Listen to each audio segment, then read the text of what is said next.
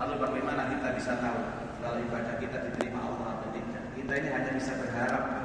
Terlalu yakin diterima di boten angsal, pesimis ditolak juga nggak boleh. Jadi hatinya harus ada di posisi tengah-tengah antara kepingin diterima, takut ditolak, harap-harap, cemas. Dalam bahasa tauhidnya namanya bainal khauf war raja. Hari sholat subuh cerita kocok-kocok ini, Mas, aku kata sholatku diterima oleh Allah, Mas. Sujud terakhir gak kerasa apa-apa, Mas. Enak, hanya ini keturun. Bukan itu loh. Nah, karena itu salah satu upaya bagaimana ibadah kita diterima. Yang pertama, ayo semua ibadah ini dilandasi dengan ilmu. Dan ilmu itu contoh praktek Rasulullah SAW. Seperti puasa ini kita mencontoh sifat puasanya Rasulullah. Kalau sholat kita belajar tentang sifat sholatnya Rasulullah. Kalau waktu haji kita belajar sifat hajinya Rasulullah. Ada yang punya pikiran begini, nek sholatnya suwe itu diterima, nek sholatnya cepat itu ditolak, belum tentu. Bahkan kalau ada imam yang imami terawih seperti ini, kesuwen, ada jamaah ini gerundel, batal kabeh sak masjidnya. Makmum itu harus suka dengan imam, nggak boleh makmum itu benci sama imam. Makanya berat jadi imam itu Pak. Kedawan ya enak, kecepatan ya enak. Kedawan di celadu, kecepatan ya di celadu.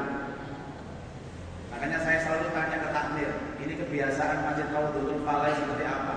Selesainya jam berapa? Ceramahnya berapa menit? Tadi dikatakan ceramahnya cukup paling lama 10 menit ya. Sholatnya jangan lama-lama. Siap? Saya itu jadi style Pak. Kayak dowo iso, dendam ya iso. Tapi saya belum menjumpai karakter jamaah Surabaya khususnya yang mau diajak panjang-panjang, nggak boleh. Apalagi sholatnya, kalau sholat maghrib, Rasulullah pernah bersabda dalam hadis yang sahih, "Idza shalla ahadukum ma'an nas falyukhaffif." Apabila kamu sholat bersama manusia, jadi imam, ringankan sholatnya, pendekkan bacaannya. Hadis loh Pak. Jadi mana ada dalil yang mengatakan sholat harus panjang itu mana? Kecuali Masjidil Haram, gak gunem Pak. Motivasinya berbeda, 100.000 kali lipat. Sholat di Masjidil Haram itu 100.000 kali lipat lebih bagus. Kalau di Raudhatul Faleh, tidak ada dalilnya.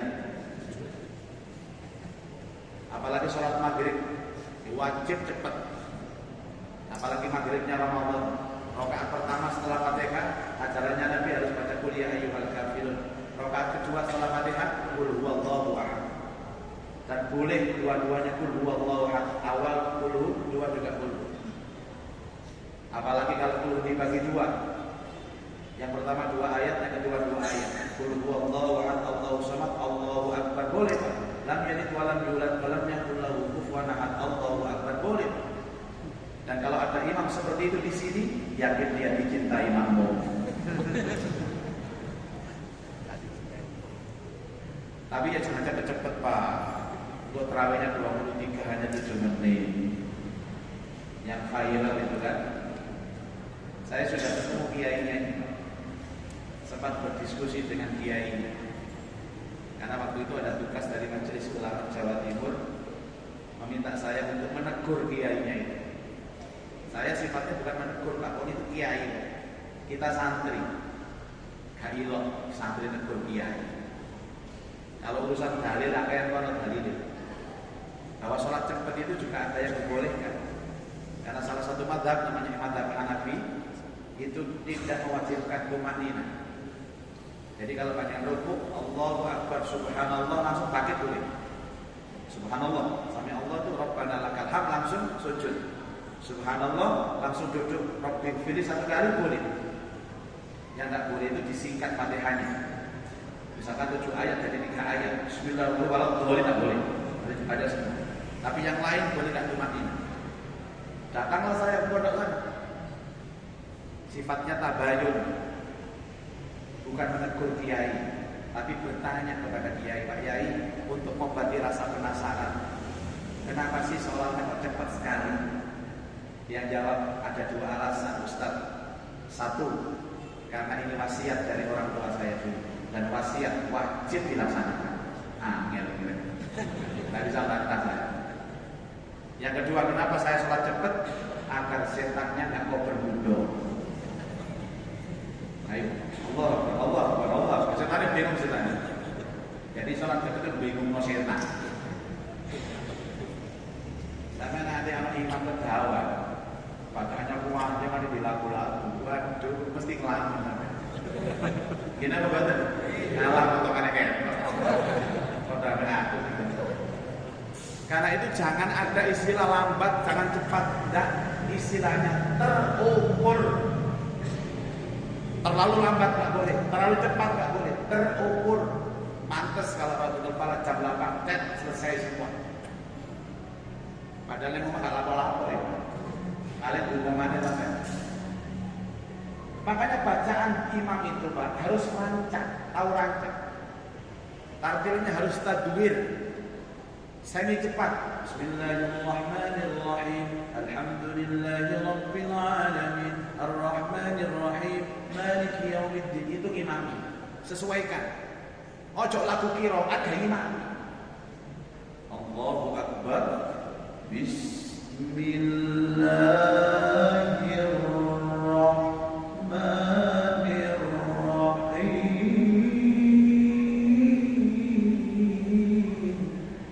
Ayo boleh tak?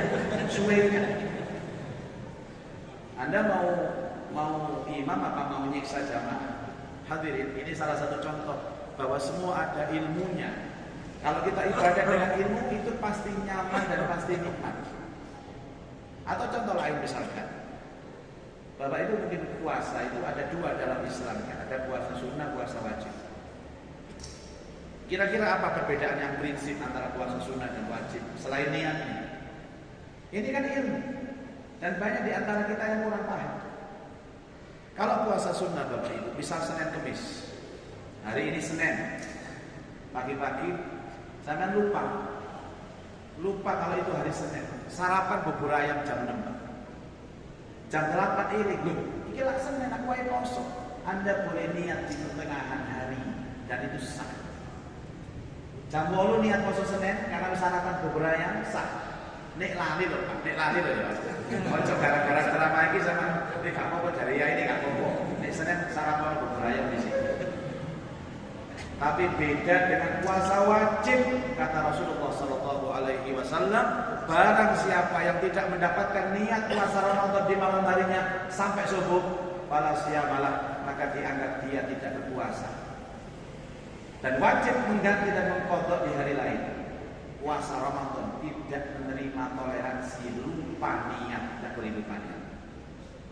Hanya kadang-kadang imamnya itu membantu kita, bimbing kita baca niat untuk besok. Nawaitu shauma ghadin. Oh, katanya kan ada ustaz, niatnya itu puasa 1 bulan penuh. Pernah dengar? Itu taklid kepada Imam Malik rahimahullahu taala. Padahal Imam Malik sendiri walaupun niat sebulan penuh, tiap malam beliau juga niat. Niat sebulan penuh itu artinya kita memohon kepada Allah, mudah-mudahan puasa ini nutup sebulan penuh. Tapi tidak menggugurkan, tiap malam tetap harus niat. Lah bodoh sama sholat isya mau. Saya niat sholat isya seumur hidup. Tidak boleh. Memang harus seumur hidup, tapi setiap mau sholat niat lagi, mau sholat niat lagi. Itu nama ta'yin fil niyah. Yang kedua, perbedaan puasa sunnah sama puasa wajib. Kalau puasa sunnah, ibu-ibu terutama, kalau Anda puasa Senin Kemis, tengah-tengah puasa, tengah-tengah siang-siang itu Pak, suaminya datang dari kantor, nomor teko nih sing lanang. Ngerangkul teko mburi. Ambek dilatih kuping. Nah, apa kepingin? Ibu-ibu wajib membatalkan puasa sunnah dan melayani suami. Karena pahala melayani suami jauh lebih besar daripada puasa sunnah. Ada yang mengatakan melayani suami lebih mulia daripada puasa sunnah setahun. Nanti ke Palileo nggak usah puasa sunnah, melayani. Itu kalau puasa sunnah. Tapi kalau puasa wajib Ramadan, siang-siang suami minta jatah, Anda wajib menolak. Haram melayani. Dan sampai kejadian konsekuensi dendanya adalah puasa 2 bulan berturut-turut. Bedanya merayu-merayu jemaah, mama papa kepingin, maaf pak, ini Ramadan gak boleh pak. Kan kemarin sebelum Ramadan walaupun mama puasa kan melayani papa, itu kan puasa sunnah, ini wajib pak, gak boleh pak. Tapi gimana papa gak kuat papa? Ingat, Ramadan mengajarkan kesabaran. Sabar, tunggu azan maghrib. Kalau sudah azan berkumandang, seluruh kucur tubuh mama, kucur lalu kucur kaki, buat papa semua. Tadi saya anak dalam jalan terus. Maghrib itu hampir maghrib. Azan Allahu Akbar, kadek mangan kurma, kadek mobil langsung takjil kucur. Boleh kiai, boleh pak, tapi kebacut saya bilang. Itu namanya membingkai ibadah dengan ilmu. Yang terakhir bahwa ibadah kita semua jenisnya itu unsurnya 2. Ada ibadah zahir, ada ibadah batin. Ibadah jiwa, ibadah raga, ibadah jasad, ibadah ruh. Kalau jenengan itu suwe tadi wong Islam Pak. Masa dari dulu kita ibadahnya fisik terus. Contoh sholat, apa ibadah fisiknya sholat? Ya takbir yang bagus, rukuknya bagus, sujudnya bagus, doanya benar. Tapi ada yang lebih penting dari itu. Apa ruhnya sholat? Ruhnya sholat itu ketemu Allah. Annahum mulaqullah.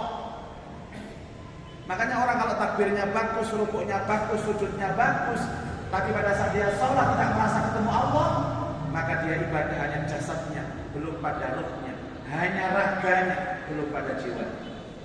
Contoh, baca Quran. Apa jasadnya baca Quran? Belajar tajwid, bacaannya bagus, panjang pendeknya, ini idgham, ini idhar, artinya, suaranya bagus, itu namanya jasad. Tapi ruhnya apa baca Quran? Dialog dengan Allah. Ada orang yang bacaannya bagus, indah, tapi tidak merasa saat dia baca Quran dia berdialog dengan Allah, maka seolah-olah dia membaca hanya raganya, jiwanya belum. Puasa, apa jasadnya puasa? Tidak makan, tidak minum di siang hari Ramadan. Tapi ruhnya puasa adalah merasakan penderitaan fakir miskin, merasakan bagaimana kelaparan, mencari orang ngagel, rejo kidul ini, empati. Maka orang puasa, tapi hatinya tidak sampai empati kepada fakir miskin. Puasanya hanya sebatas raga, tidak sampai jiwa. Nah, orang kalau sudah sampai di sini, nanti akan ada kenikmatan ibadah. Dan itulah puncak keimanan.